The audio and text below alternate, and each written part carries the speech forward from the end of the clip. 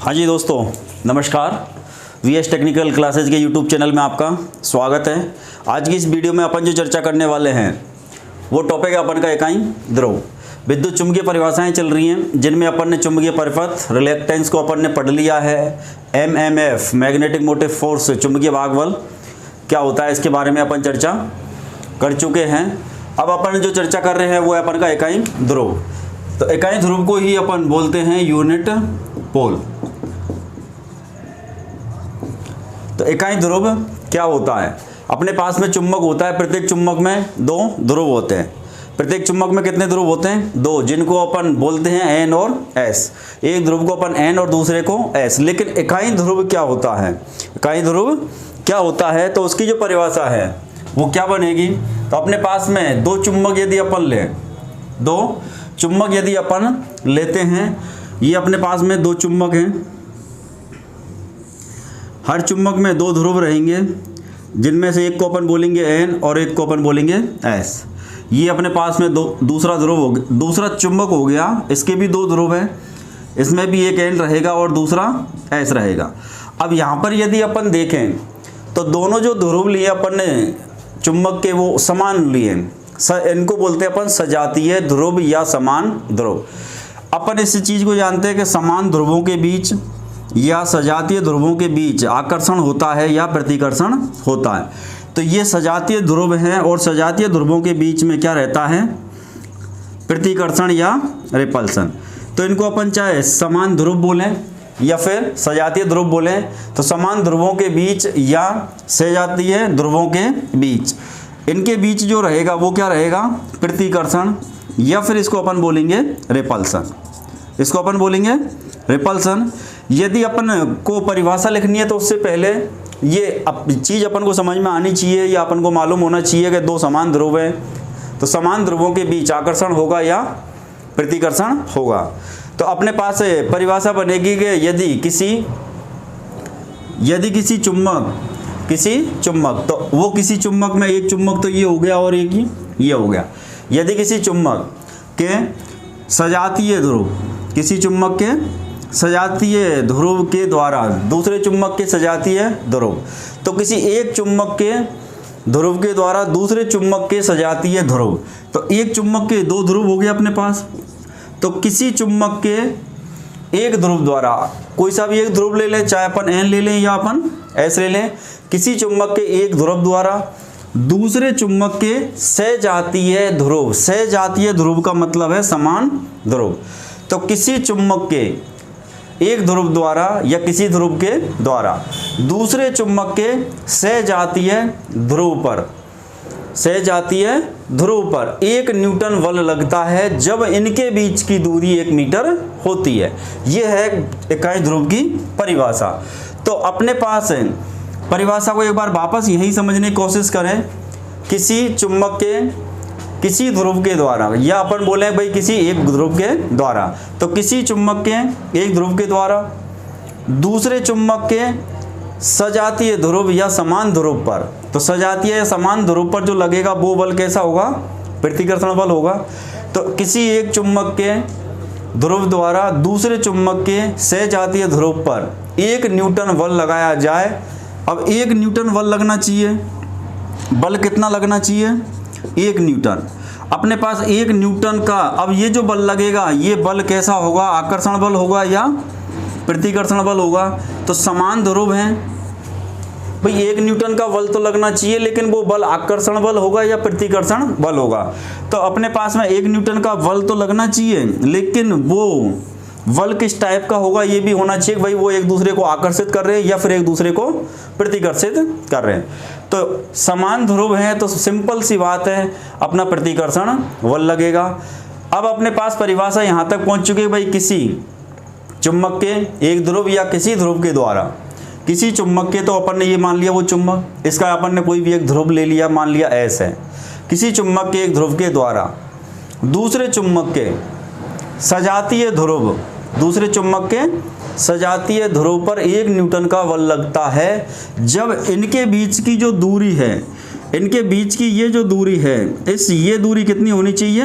ये दूरी होनी चाहिए 1 मीटर। जब इनके बीच की दूरी 1 मीटर हो और एक ध्रुव दूसरे ध्रुव के ऊपर 1 न्यूटन बल लगाता है, तो ये दोनों ध्रुव ये कहलाएंगे अपन के सजातीय ध्रुव। तो इन ध्रुवों को अपन बोलेंगे इन दोनों को अपन बोलेंगे इकाई ध्रुव या यूनिट पोल। इकाई ध्रुव बोल लें या इकाई पोल बोल लें या यूनिट पोल बोल लें, क्योंकि पोल को ही अपन ध्रुव बोलते हैं। तो इसकी परिभाषा क्या निकल के आती है कि इकाई ध्रुव किसे कहा जाता है? तो अपने पास में किसी चुंबक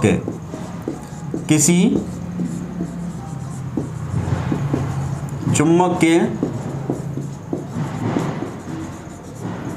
एक ध्रुव, कोई भी चुंबक है उसमें हमेशा 2 ध्रुव रहेंगे, उसका एक ध्रुव लेना है अपन को। तो किसी चुंबक के एक ध्रुव के द्वारा दूसरे चुंबक के से जाती है, मतलब एक जैसी जाति होनी चाहिए, या एन और एन होने चाहिए या एस और एस होने चाहिए, या अपन बोल सकते हैं समान से जातीय ध्रुव या समान ध्रुव पर 1 न्यूटन बल लगाया जाता है।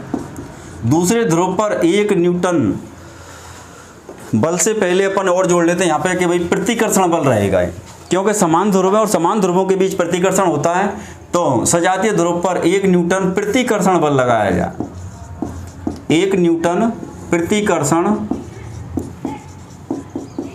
बल लगाया जाता है, जबकि उन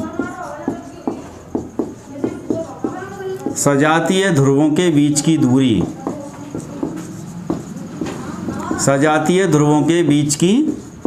दूरी 1 मीटर होती हो। सजातीय ध्रुवों के बीच की दूरी 1 मीटर होती है। तो इस परिभाषा को अपन को बाद में समझना है, इस परिभाषा को अपन को बाद में पढ़ना है। पहले अपन यहाँ अच्छी तरीके से समझ लें कि भाई इकाई जो ध्रुव होता है, यूनिट जो पोल होता है, वो किस तरीके से होते हैं। तो इकाई जो ध्रुव है, यूनिट जो पोल है, वो कोई राशि नहीं है, वो एक बिंदु है, वो एक भाग है, वो उसको अपन को चिन्हित करना है। तो अपन यूनिट पोल कब मानेंगे कि भाई अपने पास में ध्रुव तो दोनों ही हैं, एन और एस, दोनों में से कोई सा भी ध्रुव इकाई ध्रुव बन सकता है, क्योंकि दोनों ध्रुवों की शक्ति या दोनों ध्रुवों पर चुंबकीय बल रेखाओं की तीव्रता हमेशा समान रहती है। कोई भी ध्रुव में ऐसा नहीं भाई एन पे चुंबकीय बल रेखाओं की संख्या कभी कभी ज़्यादा हो जाती हो, तो ऐसा भी कभी नहीं होगा। ऐसा कभी नहीं होगा कि भाई एस के ऊपर चुंबकीय बल रेखाओं की संख्या ज़्यादा रहे। तो सजातीय ध्रुवों को अपन यहाँ से इकाई पोल को अपन यहाँ से समझें। तो अपने पास कितने चुंबक हैं? यहाँ 2 चुंबक है अपने पास में। चुंबक कितने अपने पास? 2। अब अपने पास प्रत्येक चुंबक में 2 ध्रुव होंगे, एक एन और दूसरा एस। तो एक एन और एक एस, एक एन और एक एस। इसमें अपन ने इसलिए लिख दिया कि अपन को यहाँ सजातीय ध्रुव चाहिए। अब आगे इकाई ध्रुव ज्ञात करने के लिए परिभाषा कैसे बनेगी? तो किसी चुंबक के, परिभाषा यहीं से निकल के आ रही है इस डायग्राम से, किसी चुंबक के किसी ध्रुव, अब कोई सा भी ध्रुव होता, या एस है, यहाँ एन भी हो सकता था। यहाँ एन होता तो अपन इस चुंबक का भी यहाँ पे एन लेते, लेकिन अभी यहाँ पे एस है तो दूसरे चुंबक का भी अपन ने एस लिया है, क्योंकि आगे अपन जब परिभाषा में बढ़ते हैं तो वहाँ अपन को जरूरत पड़ती है कि ध्रुव सजातीय होने चाहिए, ध्रुव समान होने चाहिए। तो किसी चुंबक के किसी ध्रुव के द्वारा दूसरे चुंबक के सजातीय ध्रुव पर, दूसरे चुंबक का सजातीय ध्रुव होना चाहिए, दूसरे चुंबक का समान ध्रुव होना चाहिए। तो किसी चुंबक के एक ध्रुव को अपन किसी को भी ले लें, एक चाहे वो एन है या एस, किसी चुंबक के एक ध्रुव के द्वारा दूसरे चुंबक के सजातीय ध्रुव पर, चुंबक पर नहीं लगाना पूरा, दूसरे चुंबक पर नहीं है, दूसरे चुंबक के सजातीय ध्रुव पर 1 न्यूटन प्रतिकर्षण बल लगता है। 1 न्यूटन प्रतिकर्षण बल लगता है। कब? जबकि उन सजातीय ध्रुवों के बीच की दूरी, चुंबकों को अपन को यहाँ से यहाँ तक की दूरी नहीं लेनी, इन सजातीय ध्रुवों के बीच की जो दूरी है ये 1 मीटर हो। भाई इन दोनों के बीच की दूरी 1 मीटर हो, और फिर एक ध्रुव दूसरे ध्रुव के ऊपर 1 न्यूटन का प्रतिकर्षण बल लगाता है, तो ये दोनों ध्रुव क्या कहलाएंगे? इकाई ध्रुव या यूनिट पोल। तो यूनिट पोल आपके समझ में आ गया होगा। ये कोई राशि नहीं है, इसमें ये नहीं सोचना भाई इसका मात्रक क्या होगा या फिर इसका प्रतीक क्या होगा। ये तो अपन को पहचानना है कि कोई भी ध्रुव इकाई ध्रुव कब कहलाता है, कोई भी ध्रुव इकाई ध्रुव कब कहलाता है, और दोनों में से कोई सा भी ध्रुव इकाई ध्रुव बन सकता है। ऐसा नहीं है कि हमेशा ऐसी बनेगा। यदि अपन इधर n लेते तो n इकाई ध्रुव बन जाता, और दोनों ध्रुवों की शक्ति समान होती है। एकल ध्रुव का कोई अस्तित्व तो कभी भी नहीं होता है, ये अपन पहले भी पढ़ चुके हैं। तो यहाँ तक बात समझ में आ गई होगी भाई इकाई ध्रुव क्या होता है। अब इसके अलावा अपन अगला जो पॉइंट लेंगे हैं वो पॉइंट है अपने पास में चुंबकीय क्षेत्र की तीव्रता या चुंबकीय क्षेत्र की सामर्थ्य। अगला जो पॉइंट है वो अपन का चुंबकीय क्षेत्र की सामर्थ्य। इसको अपन हटा देते हैं यहाँ से। ये अपने जो डायग्राम था किताबों में भी नहीं है, ये आपको समझाने के लिए मैंने बनाया। किताबों में केवल आपको एक परिभाषा ही लिखी मिलेगी, लेकिन इस डायग्राम के बिना अपन परिभाषा को केवल रट सकते हैं, समझ नहीं सकते। तो अपने पास में अगला जो टॉपिक आएगा वो चुंबकीय क्षेत्र की सामर्थ्य। हर आदमी की भी अपनी अपनी एक सामर्थ्य होती है हर फील्ड के अंदर। भाई कुछ की शारीरिक सामर्थ्य अच्छी होती है, कुछ की मानसिक सामर्थ्य अच्छी होती है, कुछ की आर्थिक सामर्थ्य अच्छी होती है। ऐसे ही अपन को चुंबकीय क्षेत्र की सामर्थ्य को समझना है, भाई चुंबकीय क्षेत्र की सामर्थ्य क्या होती है। तो दूसरी अपने पास में जो परिभाषा है, ये अपने पास में 7 नंबर की परिभाषा। अब अपन के पास में अगली जो परिभाषा है वो है चुंबकीय क्षेत्र सामर्थ्य। चुंबकीय क्षेत्र सामर्थ्य, चुंबकीय क्षेत्र सामर्थ्य की परिभाषा या इसको अपन समझें, चुंबकीय क्षेत्र की सामर्थ्य या इसकी परिभाषा को अपन समझें या इसके मात्रक प्रतीकों को समझें, उससे पहले अपन सबसे पहले ये समझ लें कि इसको और कौन कौन से नामों से जाना जाता है। अपन ने एक नाम से तो पढ़ लिया भाई चुंबकीय क्षेत्र सामर्थ्य होता है, लेकिन वहाँ दूसरे नाम से आ गया और उस नाम का अपन को मालूम नहीं है, तो आप फिर भी आंसर नहीं लगेगा। चुंबकीय क्षेत्र सामर्थ्य के नाम से यदि क्वेश्चन में आया होता तो अपन आंसर देते, क्योंकि चुंबकीय क्षेत्र सामर्थ्य तो अपन पढ़ रहे हैं। लेकिन सबसे मेन चीज़ है कि इसके कई सारे नाम हैं, तो उनको अपन को समझना जरूरी है। तो इसी को चुंबकीय क्षेत्र सामर्थ्य को यदि अपन इंग्लिश में बोलना चाहे तो यही अपना बनेगा मैग्नेट या magnetic field strength, magnetic field strength. दूसरा इसी को अपन चुंबकीय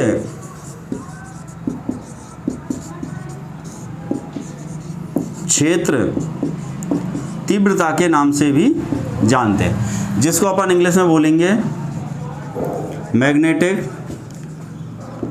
field intensity, magnetic field intensity. तो इसके अलावा इसको बोला जाता है चुंबकीय प्रबलता। चुंबकीय क्षेत्रीय तीव्रता को ही क्या बोला जाता है, चुंबकीय प्रबलता। तो अपने पास में इसके एक नहीं, दो नहीं, तीन नाम हैं, और यदि अपन इंग्लिश वाले और जोड़ दें तो इसके अपने पास में 5 नाम हैं। एक टॉपिक है, लेकिन नाम इसके यदि अपन इंग्लिश वालों को भी अलग से काउंट करें तो ये इनके 5 हो जाते हैं। मान लो हिंदी में अपन को मालूम है, लेकिन इंग्लिश में अपन को उसका नाम ही पता नहीं है, और वहाँ तो उसने हिंदी में तो लिखा, लेकिन वो हिंदी कैसे लिख दी, वो हिंदी ऐसे भी लिखी आ सकती है, लेकिन ये है वर्ड इंग्लिश ही, मैग्नेटिक फील्ड इंटेंसिटी। इस तरीके से अपन को उसने लिख के दे दिया। अब अपन ने तो चुंबकीय क्षेत्र सामर्थ्य पढ़ा था, चुंबकीय क्षेत्र की तीव्रता पढ़ी थी, चुंबकीय प्रबलता पढ़ी थी, या चुंबकीय क्षेत्र की प्रबलता पढ़ी थी, लेकिन वहाँ तो इस तरीके से लिखा आ गया कि भाई मैग्नेटिक फील्ड इंटेंसिटी का मात्रक क्या होता है, या इसका प्रतीक क्या होता है, या फिर इसकी परिभाषा क्वेश्चन में लिख दी, और ऑप्शनों में चुंबकीय क्षेत्र सामर्थ्य लिखा हुआ नहीं आया। वहाँ तो ऑप्शन में तो लिख रहा था मैग्नेटिक फील्ड इंटेंसिटी, या इसी तरीके से उसने लिख दिया magnetic field strength, magnetic field strength. अब अपन को जानकारी यदि नहीं है तो अपन आंसर नहीं ढूंढ पाएंगे। तो टेक्निकल में मैं इसी के ऊपर ध्यान नहीं दे रहा हूँ। टेक्निकल में जो भी टॉपिक है, जो भी वर्ड हैं, कोशिश अपन करें कि उनके हिंदी और इंग्लिश दोनों नाम होने चाहिए, क्योंकि जो निम्मी पैटर्न होता है वो हिंदी ही है। इंग्लिश वर्ड अपन को टेक्निकल के सीखने में सुविधा होती है, निम्मी पैटर्न के जो शब्द हैं उनको सीखने में थोड़ी दिक्कत आती है, और निम्मी कोई और नहीं है, वो अपनी राष्ट्रभाषा हिंदी ही है। निम्मी पैटर्न में जो शब्द है वो हिंदी ही हैं, लेकिन हिंदी के शब्द पकड़ने में अपन को दिक्कत आती है, इंग्लिश के शब्दों को अपन आसानी से सीख जाते हैं। तो सबसे पहले तो इसके नाम कन्फर्म करें अपन। इसी को अपन बोलेंगे चुंबकीय क्षेत्र सामर्थ्य या मैग्नेटिक फील्ड स्ट्रेंथ। इसी को अपन बोलेंगे चुंबकीय क्षेत्र तीव्रता या इसी को मैग्नेटिक फील्ड इंटेंसिटी, या इसी को अपन बोलेंगे चुंबकीय क्षेत्र प्रबलता या चुंबकीय प्रबलता। अब चुंबकीय प्रबलता या मैग्नेटिक फील्ड इंटेंसिटी, चुंबकीय क्षेत्र की तीव्रता या चुंबकीय क्षेत्र की सामर्थ्य या मैग्नेटिक फील्ड इंटेंसिटी क्या होती है। तो अपन इकाई ध्रुव ऑलरेडी अपन पढ़ चुके हैं, इकाई ध्रुव अपन पढ़ चुके हैं। इकाई ध्रुव की ज़रूरत भी इसकी परिभाषा में या इसको समझने में ज़रूरत पड़ेगी, तो मैं फिर कह रहा हूँ एक बार अपन इकाई ध्रुव को वापस से रिपीट कर लेते हैं, क्योंकि इकाई ध्रुव की ज़रूरत भी अपन को यहाँ पे पढ़ने वाली है। तो एक बार अपन वापस इकाई ध्रुव की तरफ चलते हैं।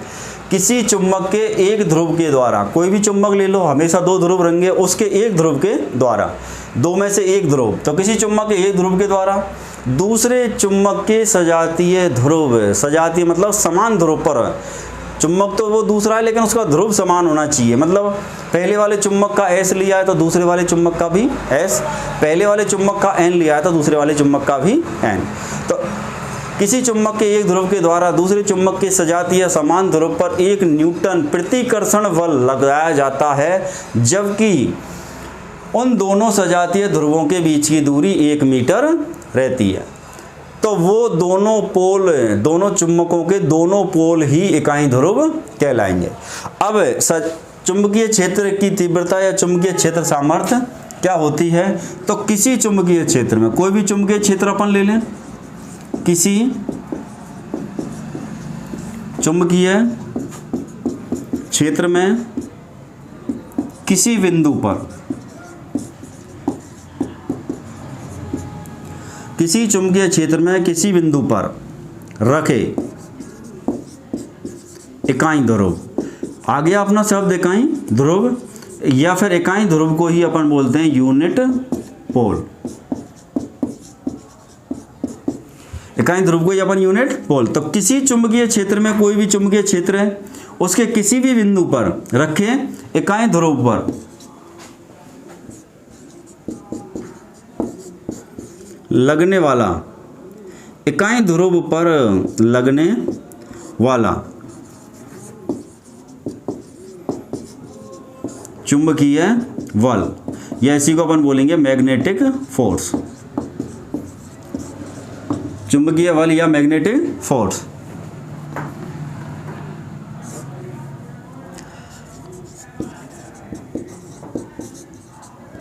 चुंबकीय क्षेत्र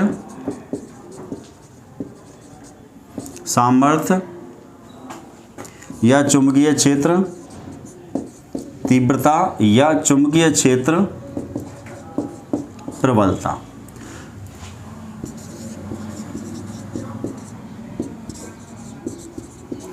कहलाता है। तो चुंबकीय क्षेत्र तीव्रता या चुंबकीय क्षेत्र प्रबलता की परिभाषा क्या कह रही है कि भाई किसी भी चुंबकीय क्षेत्र में, कोई भी अपन चुंबकीय क्षेत्र ले लें, XYZ कोई भी चुंबकीय क्षेत्र है, किसी चुंबकीय क्षेत्र में किसी बिंदु पर, मतलब उस चुंबकीय क्षेत्र में किसी भी बिंदु पर रखे इकाई ध्रुव, मतलब किसी भी बिंदु पर रखा है, ऐसा कोई बिंदु निर्धारित नहीं है कि भाई इसी पॉइंट पे होना चाहिए। अपना एक चुंबकीय क्षेत्र है। चुंबकीय क्षेत्र क्या होता है, जिन्होंने पहले वीडियो नहीं देखी, मैं चौपर ने चुंबकीय क्षेत्र की परिभाषा अच्छी तरीके से समझाई है, एक बार मैं और रिपीट कर देता हूँ। चुंबक के आसपास का, मान लिया ये एक चुंबक है, इसके आसपास का क्षेत्र है। अब इसके आसपास का वह क्षेत्र जिसमें उसके प्रभाव नजर आते हैं वो कहलाता है चुंबकीय क्षेत्र। ये चुंबक है, यदि इसके प्रभाव यहाँ तक नजर आ रहे हैं, इसका मतलब यहाँ तक इसका चुंबकीय क्षेत्र है। इधर जाए, मान लो यहाँ तक इसके प्रभाव नजर आते हैं तो यहाँ तक इसका चुंबकीय क्षेत्र है। यदि अपन इधर आते हैं, यहाँ तक इसके प्रभाव नजर आते हैं, प्रभाव से मतलब यहाँ यदि कोई लोहे का कण है तो उसको अपनी ओर आकर्षित कर लेता है, इसका मतलब यहाँ तक इसका चुंबकीय क्षेत्र है। तो चुंबक के आसपास का वह क्षेत्र जिसमें चुंबक के प्रभाव नजर आते हैं वो कहलाता है चुंबकीय क्षेत्र। तो किसी चुंबकीय क्षेत्र में किसी बिंदु पर, अब इस पूरे क्षेत्र के किसी भी बिंदु पर रख के इकाई ध्रुव पर लगने वाला चुंबकीय जो बल है वो कहलाता है चुंबकीय क्षेत्र सामर्थ्य, या उसी को बोला जाता है चुंबकीय क्षेत्र की तीव्रता, या फिर उसी को कहा जाएगा चुंबकीय क्षेत्र की प्रबलता, या उसी को अपन बोलते हैं मैग्नेटिक फील्ड इंटेंसिटी या मैग्नेटिक फील्ड स्ट्रेंथ। अब अपने पास में मैग्नेटिक फील्ड स्ट्रेंथ या चुंबकीय क्षेत्रीय प्रबलता या तीव्रता ज्ञात करने का समीकरण क्या है? तो H बराबर अपने पास Fm/L, H बराबर Fm/L। अब Fm कौन था? तो M से तो हो गया मैग्नेटिक, और F जो होता है वो फोर्स होता है। तो मैग्नेटिक फोर्स का मतलब मैग्नेटिक मोटिव फोर्स। M से केवल आइडिया लेना कि M से मैग्नेट होता है। मैग्नेट फोर्स कौन सा होता है? मैग्नेटिक मोटिव फोर्स, चुंबकीय वाहक बल MMF। तो ये जो Fm है ये तो किसको दर्शाएगा? MMF को। और Fm का जो मात्रक होता है, तो MF का जो मात्रक है वो है अपन का एम्पियर टर्न। इसके अलावा अपने पास नीचे बटे में कौन लिखा हुआ है? लंबाई। और लंबाई का जो मात्रक चल रहा है अपने पास यहाँ पे वो चल रहा है मीटर में। तो भैया अब अपन को यदि H का मात्रक निकालना पड़े तो H प्रतीक किसका है? चुंबकीय क्षेत्र सामर्थ्य का।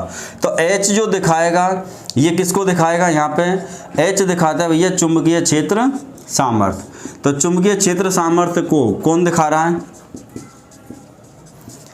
H। अब ये चुंबकीय क्षेत्र सामर्थ्य किस में आएगी? तो देखो H बराबर है Fm/L, तो इसी के मात्रक अपन को लिख देने यहाँ पे एम्पियर टर्न प्रति मीटर, एम्पियर टर्न प्रति मीटर। ये हो गया इसका मात्रक। अब Fm का मात्रक लिखना है अपन को, तो Fm किसको दर्शाएगा? Fm किसको दर्शाएगा? तो ये दर्शाएगा मैग्नेटिक मोटिव फोर्स, जिसको अपन बोलेंगे निम्न पैटर्न में चुंबकीय वाहक बल, या अपन इसको शॉर्ट में बोलते हैं MMF। और इसका मात्रक कौन है? Ampere turn. इसका मात्रक है एम्पियर टर्न। तीसरा अपने पास कौन है? L। अब ये L किसको दिखा रहा है? तो ये अपन को चुंबकीय मार्ग की लंबाई, चुंबकीय मार्ग की लंबाई, और ये लंबाई जो रहेगी ये किस में रहेगी? मीटर में। तो ये अपने पास इसका समीकरण हो गया, इसके मात्रक हो गए और इसके प्रतीक हो गए। तो अपने पास में अब मात्रक और प्रतीक की यदि बात करी जाए तो अपन इनको अलग से लिखना चाहें तो अलग से भी अपन लिख सकते हैं। अलग से लिखना चाहें तो यदि मात्रक और प्रतीक नहीं आए वो समझ में तो मैं इनको अलग से लिख देता हूँ। बाकी तो समीकरण के अंदर सब कुछ आ रहा है अपने पास। H बराबर Fm/L है, तो H जो प्रतीक है वो किसका है? चुंबकीय क्षेत्र तीव्रता या चुंबकीय क्षेत्र की सामर्थ्य। अब इसका मात्रक कौन है और इसका प्रतीक कौन है? तो प्रतीक तो कौन हो गया? बड़ा H, कैपिटल H। मात्रक कौन है? तो एम्पियर टर्न प्रति मीटर। तो मात्रक हो गया इसका एम्पियर टर्न प्रति मीटर। तो इस प्रकार से अपन क्वेश्चन बना सकते हैं, क्वेश्चन अपन से पूछ सकता है एग्जाम में, क्वेश्चनों को अपन समझ सकते हैं। तो सबसे पहले तो चुंबकीय क्षेत्र सामर्थ्य को और किन नामों से जाना जाता है? सबसे मेन मुद्दा तो यही है अपने पास। अपन को क्वेश्चन आ गया एम्पियर टर्न प्रति मीटर किसका मात्रक है? अपन ने तो पढ़ा चुंबकीय क्षेत्र सामर्थ्य और वहाँ लिखा आ गया चुंबकीय प्रबलता। अब अपन तो ढूंढ रहे हैं चुंबकीय क्षेत्र सामर्थ्य नहीं है, और ऐसे क्वेश्चन में यदि अपन को ऑप्शन मिलता है इनमें से कोई नहीं तो अपन बेधड़क होकर लगाएंगे। अपन ने याद कर रखा कि भाई एम्पियर टर्न प्रति मीटर तो चुंबकीय क्षेत्र सामर्थ्य का मात्रक है और इनमें तो चुंबकीय क्षेत्र सामर्थ्य का नाम ही नहीं है, तो अपन आंसर लगाएंगे इनमें से कोई नहीं। जबकि इसी का दूसरा नाम है चुंबकीय प्रबलता या चुंबकीय क्षेत्र प्रबलता। इसी का नाम है चुंबकीय क्षेत्र की तीव्रता, या वहाँ लिखा आ सकता है मैग्नेटिक फील्ड स्ट्रेंथ, या लिखा हुआ आ सकता है मैग्नेटिक फील्ड इंटेंसिटी। तो अपन को सबसे मेन चीज़ तो ये है कि इसके नाम याद होने चाहिए। दूसरी बात फिर अपन को इसकी परिभाषा याद होनी चाहिए कि भाई मैग्नेटिक फील्ड इंटेंसिटी होती क्या है। तो किसी चुंबकीय क्षेत्र में किसी बिंदु पर रखे इकाई ध्रुव पर लगने वाले चुंबकीय बल को अपन बोलते हैं चुंबकीय क्षेत्र सामर्थ्य या मैग्नेटिक फील्ड इंटेंसिटी या मैग्नेटिक फील्ड स्ट्रेंथ या चुंबकीय क्षेत्र तीव्रता या चुंबकीय प्रबलता, जिसका प्रतीक होता है H और जिसका मात्रक है एम्पियर टर्न प्रति मीटर। अब अपने पास में ये समीकरण पूछ ले भाई ज्ञात करने का समीकरण क्या है? तो ज्ञात करने का समीकरण H बराबर Fm/L। Fm कौन है? तो ये है अपन का चुंबकीय वाहक बल, और एम्पियर टर्न में L कौन है? तो ये चुंबकीय क्षेत्र की चुंबकीय जो मार्ग है, चुंबकीय जो पथ है उसकी लंबाई, और ये किस में आएगी, मीटर में। तो इससे आधारित अपन से कोई न्यूमेरिकल्स भी पूछ सकते हैं। और मैं हर वीडियो में बोल रहा हूँ भाई, न्यूमेरिकल के जो वीडियो हैं आपके वो थ्योरेटिकल वीडियो से अलग बनेंगे, उनमें केवल और केवल न्यूमेरिकल क्वेश्चन ही करवाए जाएंगे। अभी अपन थ्योरेटिकल जब पढ़ रहे हैं तो मेन फोकस रखो, कोई भी समीकरण आ रहा है उस समीकरण में कौन कौन से घटक हैं, समीकरण याद होना चाहिए, कौन सा घटक की किस इकाई में चल रहा है। भाई लंबाई है वो मीटर में है, सेमी में है, मिली में है, या फिर समय मिनट में है, घंटों में है, या सेकंड में है, या धारा एम्पियर में, मिली एम्पियर में। तो ये सारी चीज़ अपन को साथ के साथ समझनी है। समीकरण जब अपन को याद हो जाएंगे एक बार तो न्यूमेरिकल करने में अपन को कहीं तकलीफ नहीं होगी। यदि समीकरण याद नहीं है तो कोई भी न्यूमेरिकल हल होने वाला नहीं है। मैं यदि ये कहूँ कि भाई मेरे को धारा ज्ञात करने का समीकरण याद नहीं है और मैं धारा ज्ञात करूँ तो मैं कभी भी नहीं कर पाऊंगा। तो न्यूमेरिकल यदि आप करने की सोच रहे हैं तो पहला स्टेप तो यही है कि भाई जो भी न्यूमेरिकल करने हैं उनके अपन को समीकरण कंठस्थ याद होने चाहिए। एक सेकंड में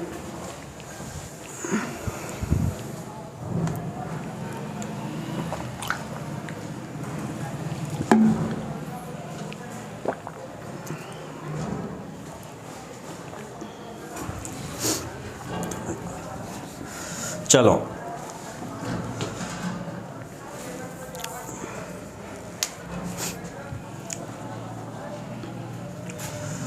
अगला अपन टॉपिक और ले लेते हैं यहीं पर।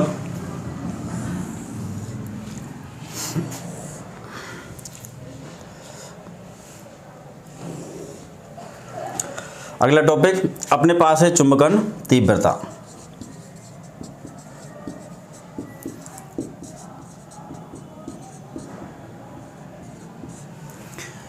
एक साथ इसलिए लिए क्योंकि इससे मिलती जुलता जो नाम है, इससे मिलता जुलता जो नाम है वो अपन को यहाँ लिख रहा है।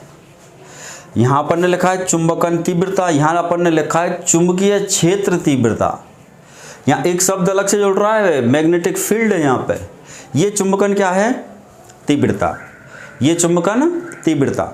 अब इसमें और इसमें क्या अंतर है, तो चुंबकीय क्षेत्र तीव्रता की परिभाषा तो यहाँ लिखी हुई है, चुंबकीय क्षेत्र तीव्रता, चुंबकीय क्षेत्र तीव्रता है ये, और ये चुंबकीय तीव्रता है। तो ये चुंबकीय क्षेत्र तीव्रता की परिभाषा यहाँ है। अब चुंबकन तीव्रता क्या होती है, तो किसी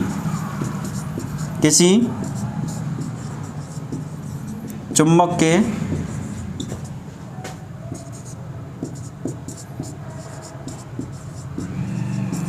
प्रति इकाई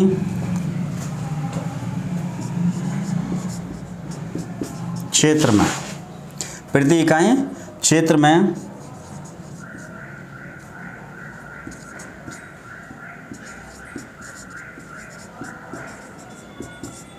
ध्रुव की शक्ति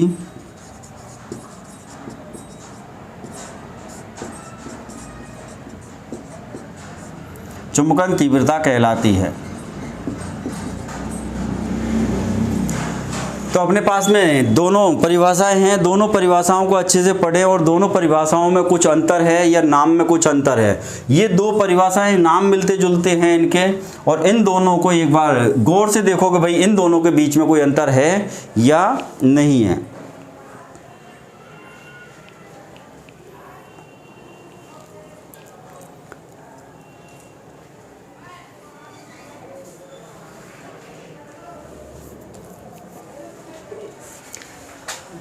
दोनों की परिभाषाएं हो गई क्लियर। अपने पास में दोनों की परिभाषाओं को अच्छे से पढ़ लें तो किसी चुंबकीय क्षेत्र के किसी बिंदु पर रखे इकाई ध्रुव पर लगने वाले चुंबकीय बल को उस चुंबकीय क्षेत्र की सामर्थ्य या चुंबकीय क्षेत्र की तीव्रता या चुंबकीय प्रबलता या मैग्नेटिक इंटेंसिटी या मैग्नेटिक स्ट्रेंथ बोलते हैं। लेकिन किसी चुंबक के प्रति इकाई क्षेत्र में, किसी चुंबक के प्रति इकाई क्षेत्र में अब ध्रुव जो शक्ति है उसको अपन बोलते हैं चुंबकन तीव्रता। अब अपने पास में चुंबकन तीव्रता का ज्ञात करने का जो समीकरण है, ज्ञात करने का समीकरण ये होता है I बराबर m अपॉन ए। I बराबर m अपॉन ए। I अपने पास में विद्युत धारा का भी प्रतीक है, I अपने पास में विद्युत धारा का भी प्रतीक है, और A अपने पास एम्पियर का भी प्रतीक है। लेकिन यहाँ पे I और जो A हैं, ये I और A विद्युत धारा और एम्पियर नहीं है। A जो दिखाएगा वो तो अपन को किसको दिखाएगा, एरिया को। A दिखाएगा अपन को क्षेत्र को। अपने पास में I जो दिखाएगा वो चुंबकन तीव्रता को दिखाएगा। इस चुंबकन तीव्रता को ही अपन बोलते हैं मैग्नेटिक इंटेंसिटी। इसी को अपन क्या बोलते हैं? Magnetic intensity. इसी को अपन बोलेंगे मैग्नेटिक इंटेंसिटी। तो अपने पास में ये ध्यान रखना है, I जो है ये चुंबकन तीव्रता का प्रतीक है। I जो दर्शा रहा है ये किसको दर्शा रहा है? चुंबकन तीव्रता को।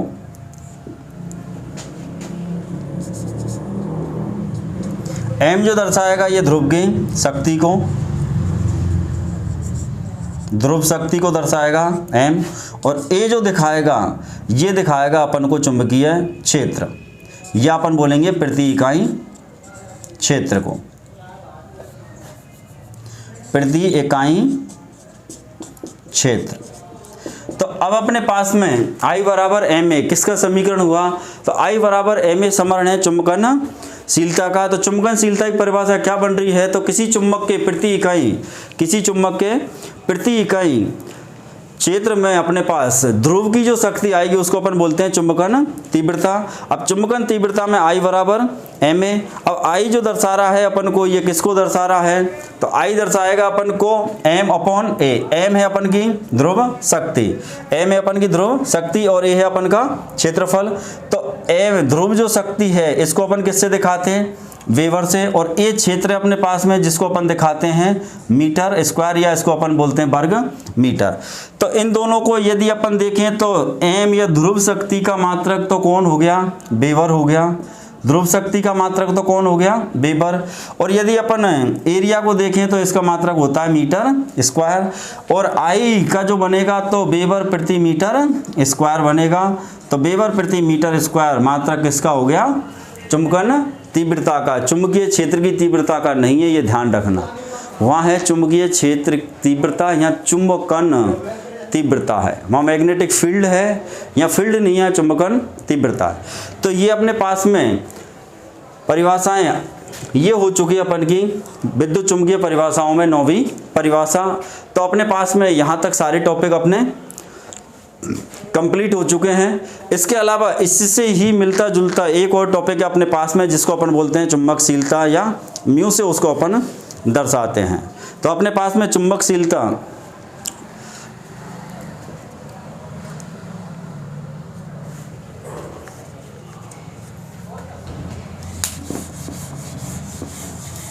चुंबकशीलता को भी अपन यहीं पे ले लेते हैं। चारों परिभाषाएं अपने पास में एक वीडियो के अंदर हो जाएंगी।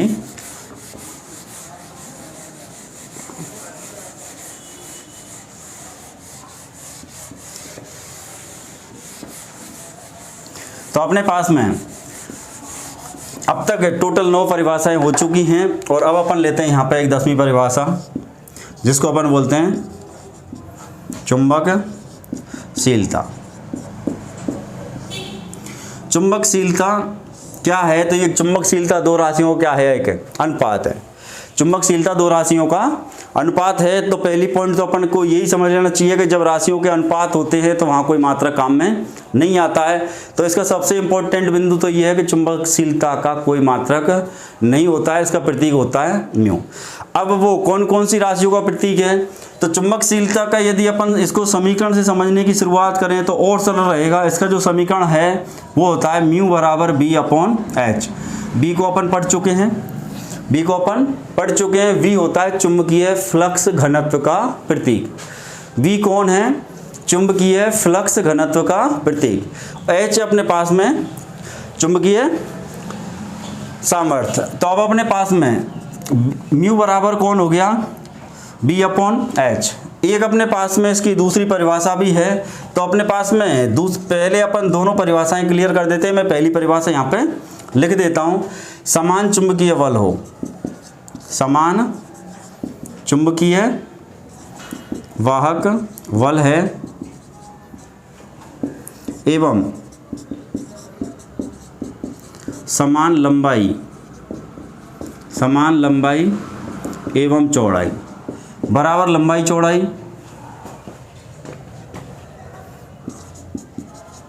वाले चुंबकीय क्षेत्र के फ्लक्स एवं वायु के फ्लक्स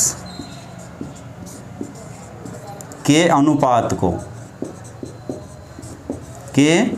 अनुपात को चुंबकशीलता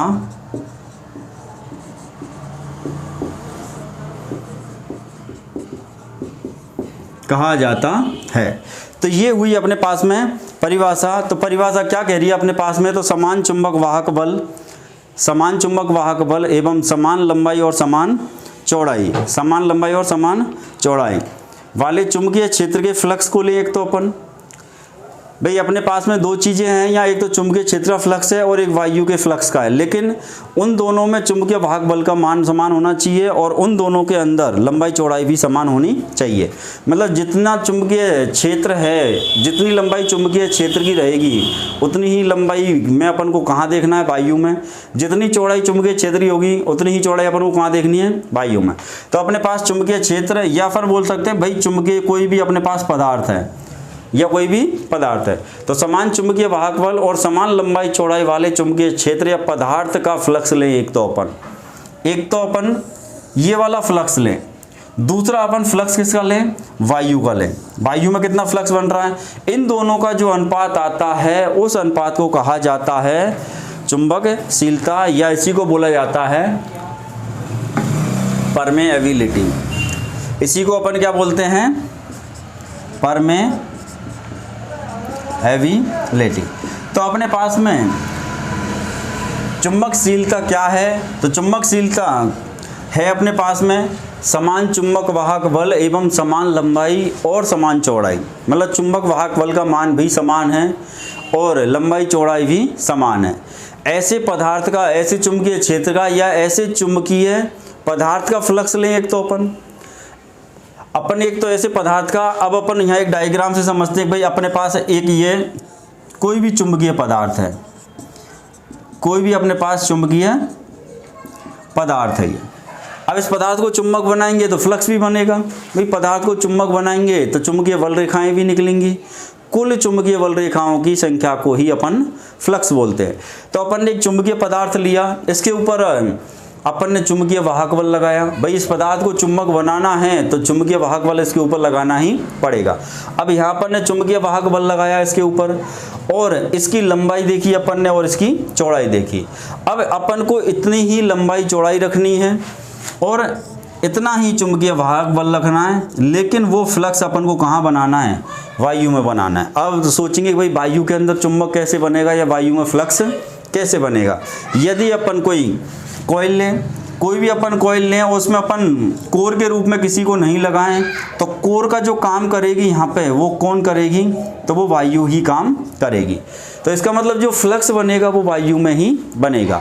तो ऐसी कॉइल को अपन बोल सकते हैं सोलेनाइड। ऐसी कॉइल को अपन सोलेनाइड भी बोलते हैं। तो वायु के अंदर फ्लक्स कैसे बना, तो यदि अपन एक कॉइल लें, इस कॉइल के अंदर किसी प्रकार की ना अपन नरम लोहे की कोर लगाएं ना अपन सिलिकॉन स्टील की कोर लगाएं, केवल अपन तार की एक कॉइल बना दें और उसमें विद्युत धारा की सप्लाई ऑन कर दें, तो वहाँ चुंबकीय फ्लक्स बनेगा। वो जो फ्लक्स होगा वो होगा वायु का फ्लक्स। तो एक फ्लक्स तो अपन को लेना है वायु का, दूसरा जो फ्लक्स लेना है वो किसी चुंबकीय पदार्थ का। लेकिन इन दोनों जगह की लंबाई बराबर होनी चाहिए। भाई जितना अपन वायु में ले रहे हैं वो और चुंबकीय पदार्थ ले रहे हैं वो, इन दोनों की लंबाई बराबर होनी चाहिए, इन दोनों की चौड़ाई बराबर होनी चाहिए और इनके ऊपर लगने वाले चुंबकीय वाहक बल का मान समान होना चाहिए।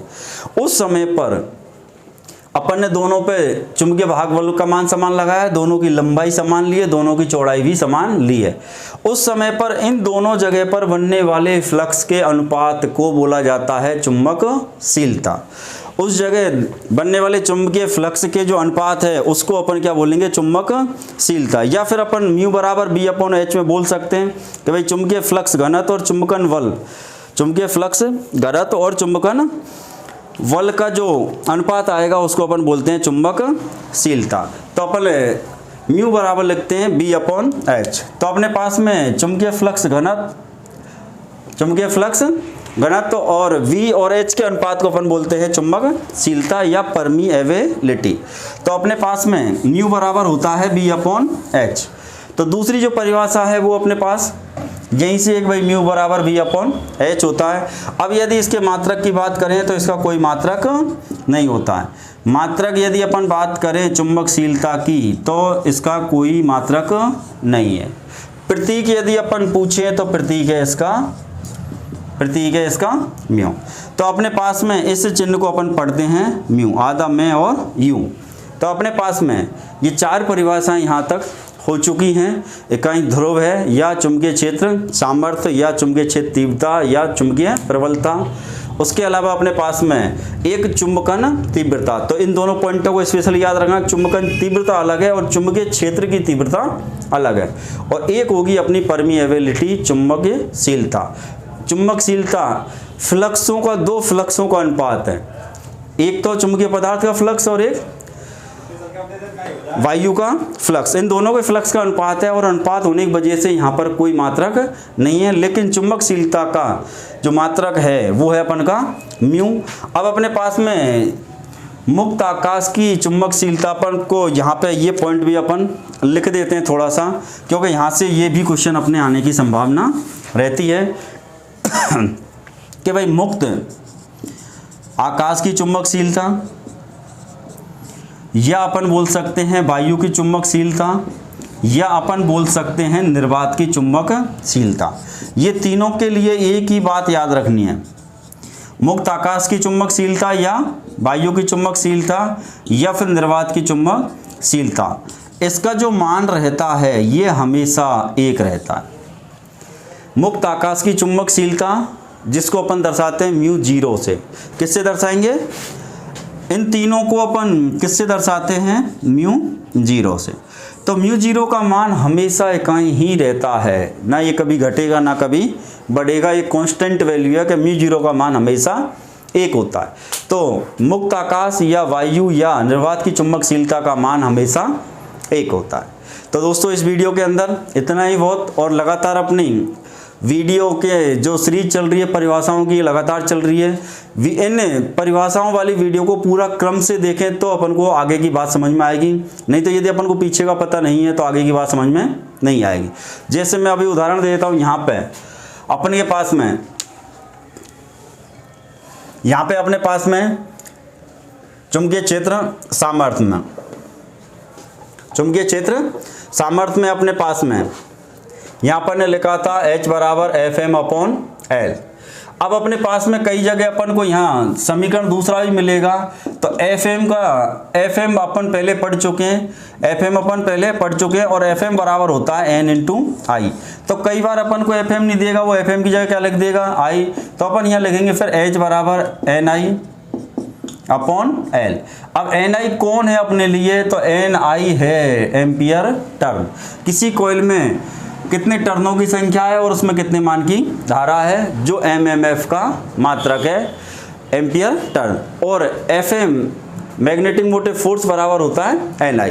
इसलिए यदि अपन को ये FM अपन ने पहले से पढ़ रखा है तो इसका दूसरा समीकरण अपन यहाँ पे आसानी से भी बना सकते हैं। या फिर हो सकता है अपन को वो ये समीकरण नहीं दे, ये दे, और अपन को तो याद ये वाला है और ये वाला याद है, तो फिर अपन इसको आंसर में नहीं ढूंढेंगे, अपन तो यही वाला ढूंढेंगे।